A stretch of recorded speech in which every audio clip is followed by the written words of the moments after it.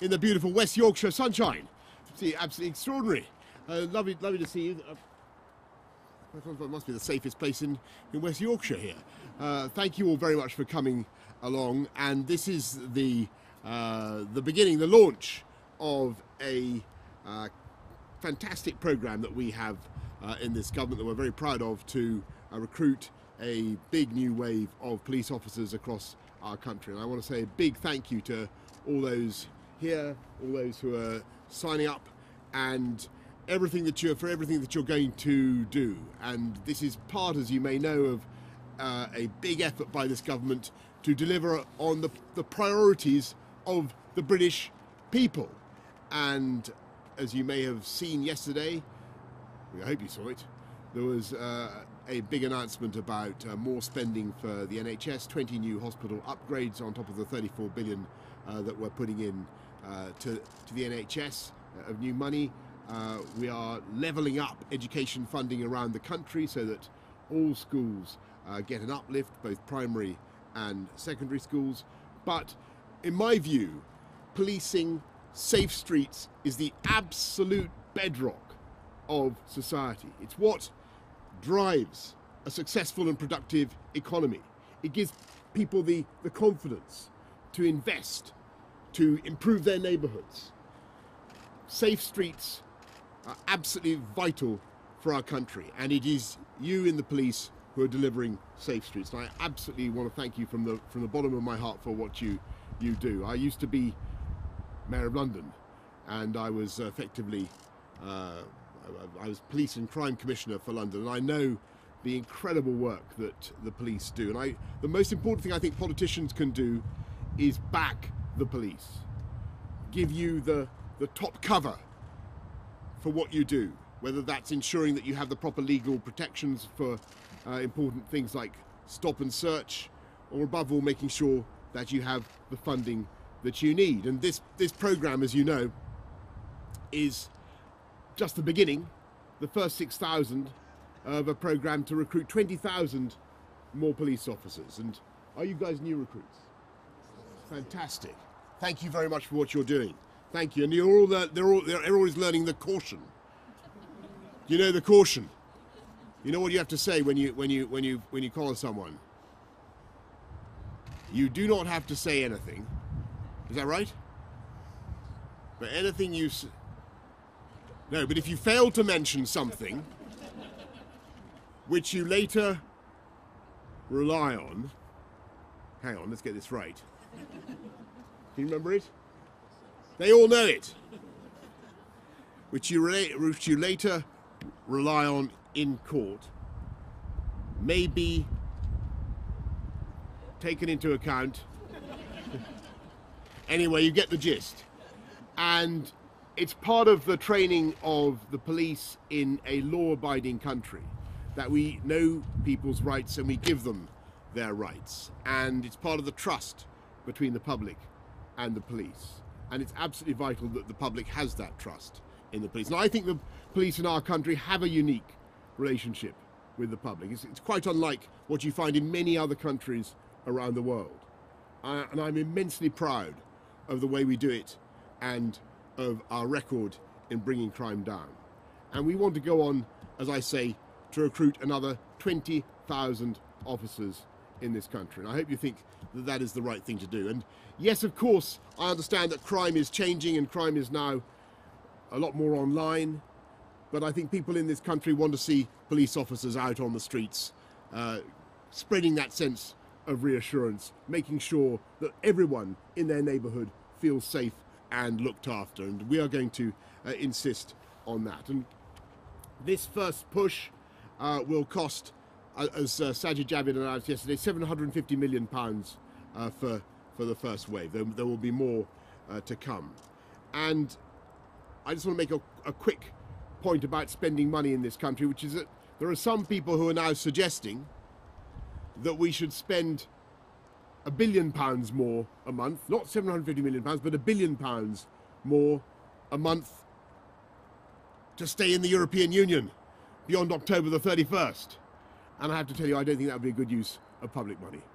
And I'm going to make sure that we don't have that unnecessary delay. And I'm going to do everything I possibly can to make sure that this country comes out of the EU on October the 31st. But unfortunately, Parliament voted yesterday effectively to scupper our negotiating power and to make it much more difficult for this government to get a deal. So what I want to do now is to really give the country a choice. We either go forward with our plan to get a deal, take the country out on October the 31st, which we can, or else somebody else should be allowed to see if they can keep us in beyond October the 31st. And I have to tell you, I don't think that would be the right way forward.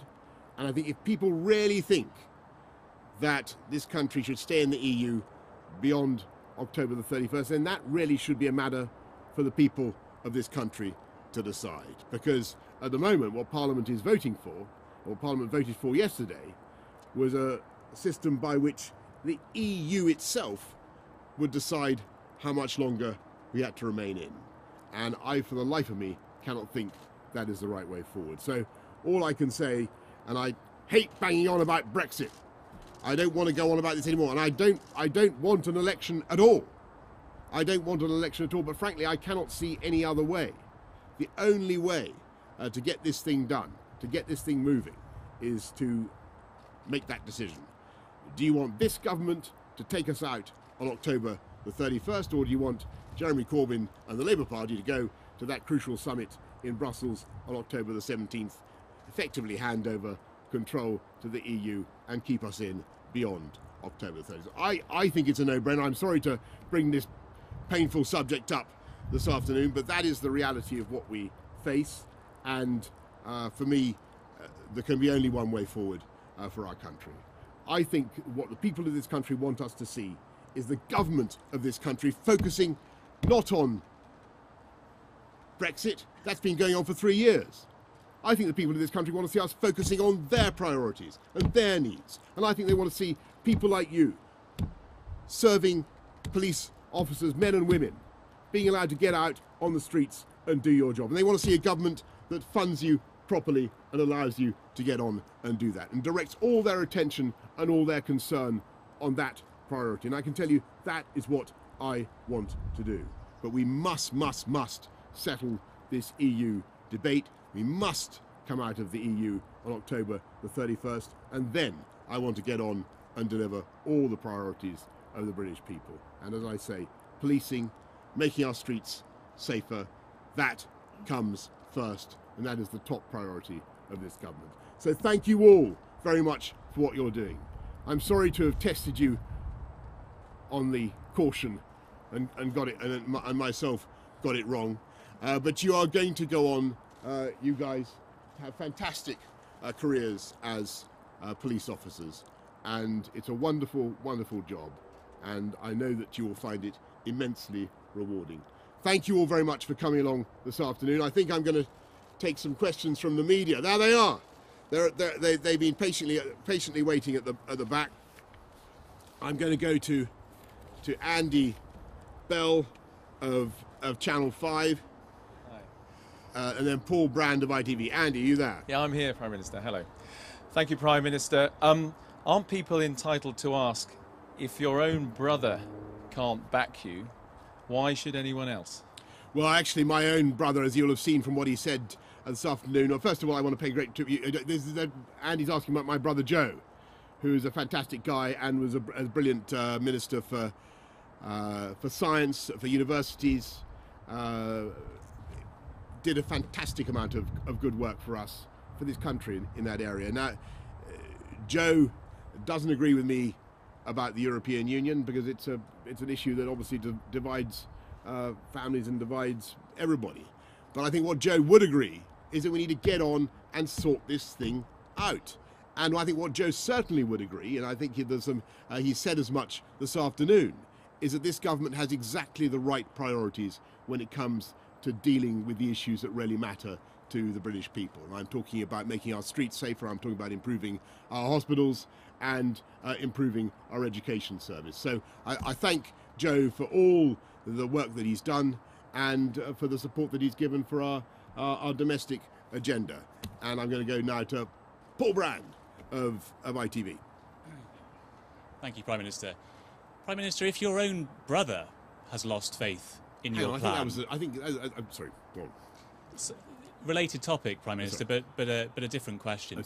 If your own brother has lost faith in your plan, surely you'll have to be the next member of the Johnson family to resign. Well, my intention, as I said just now, and I'm absolutely determined to do this, is to deliver on the mandate of the people. We have a democracy in this country, and the way we work is that when the people of Britain take a decision, parliamentarians are sworn to uphold that decision.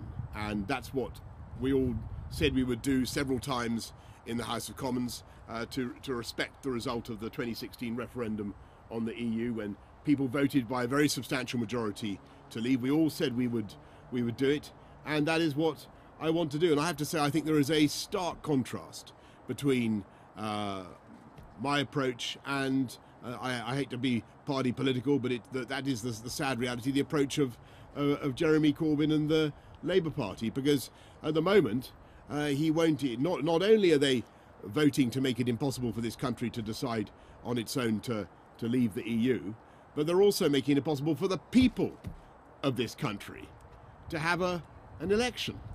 I think he must be the first leader of the opposition in history to refuse to have an election. In fact, it seems to me to be a breach of his job description. He's part of the opposition. He should be actively seeking an election. I don't think I've ever seen anything like it. But my job is to get us out on October the 31st, and that is what we're going to do. Beth Rigby of Sky News. Thank you. Mr. Johnson, when you became Prime Minister, you said you would unite our country. Instead, you're splitting your party, and now even your own brother feels he cannot serve under you. If your own brother doesn't trust you to act in the national interest, why should all of we? Well, as you'll have seen what Joe had to say about our agenda, and he's a strong... Look, people disagree about the EU. But the way to unite the country, I'm afraid, is to get this thing done. That is the reality. The longer this goes on, the more dither and delay we have from Parliament, inspired, I'm afraid, by Jeremy Corbyn, the worse this thing will be. What people want to see is a resolution, and they want to see us getting this thing done. And that's what we're going to do. Kate Ferguson from The Sun. Hello, Prime Minister. Can you make a promise today to the British public that you will not go back to Brussels and ask for another delay to Brexit? Yes. And I can. And would you I'd rather be dead in a ditch. So you would resign first, Prime Minister, rather than go and ask for that delay? Look, I just don't. I really. It costs £1 billion a month. It achieves absolutely nothing. What on earth is the point of further delay? I think it's totally pointless. Claire Ellicott from the Daily Mail. Thank you. Your own Chancellor has become the latest Tory MP to voice concerns about your purge of 21 rebels from the party. Do you regret your actions? Were they too hasty? And is there a way back for those MPs? Well, let's be clear what we want to do. I think what this country wants and what people in Parliament want is to see us coming out of the EU on October the 31st. And I'm afraid that the bill that was passed yesterday, alas, really makes it much more difficult for us to negotiate. And what it says, it actually draws up the MPs wrote a letter that the Prime Minister would have to give to Brussels, demanding an extension beyond October the 31st, and then Brussels, the EU, would decide how long the UK was going to remain in the EU. And with the best will in the world, I cannot see how that is democratic unless that is put to the British people. I think if that is really what Parliament wants, to give the EU this power to keep us in the EU themselves, and to scupper the negotiations, then I think there should be a clear choice for the country, and we should decide who do you want to be at that crucial summit on October the 17th. Do you want Jeremy Corbyn going there with his plan to extend and delay and keep us in the EU forever and a day, or do you want to settle this thing, bring us all together, and deliver on the mandate of the people? And that is what I will do. So for me, that is very, very clearly the way forward, and that's the point that I made to all my colleagues and friends in Parliament. And no one, of course, discipline is always tough, but here we are amongst a body of men and women who know that sometimes you have to administer discipline, and you have to be very clear about your message, and that's what we're being. So Kate Proctor in the Guardian, from the Guardian. Thank you, Kate Proctor from The Guardian. Prime Minister, exactly when are you going to hold an inquiry into Islamophobia in the Conservative Party that you promised to do on live television? Well, we are going to have as I think Sajid Javid and I agreed, we're going to have a general inquiry into all manner of racism and hate crime as soon as that can be got underway. But I have to tell you, we have a zero tolerance policy towards Islamophobia and all manner of hate crime and prejudice in the Conservative Party, as you can imagine. I think that is going to be it. I'll take one more there and one more there. You say no.